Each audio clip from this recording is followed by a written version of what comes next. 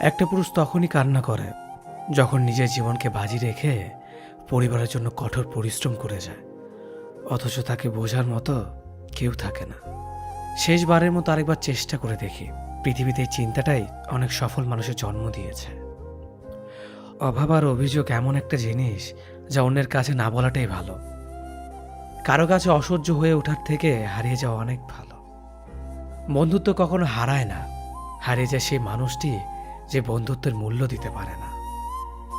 মন খারাপ হতে বড় কোনো কারণ লাগে না। ছোট একটা পুরুষ তখনই কান্না করে যখন নিজের জীবনকে বাজি রেখে পরিবারের জন্য কঠোর পরিশ্রম করে যায়, অথচ তাকে বোঝার মতো কেউ থাকে না। শেষবারের মতো আরেকবার চেষ্টা করে দেখি। পৃথিবীতে এই চিন্তাটাই অনেক সফল মানুষের জন্ম দিয়েছে। অভাব আর অভিযোগ এমন একটা জিনিস যা অন্যের কাছে না বলাটাই ভালো।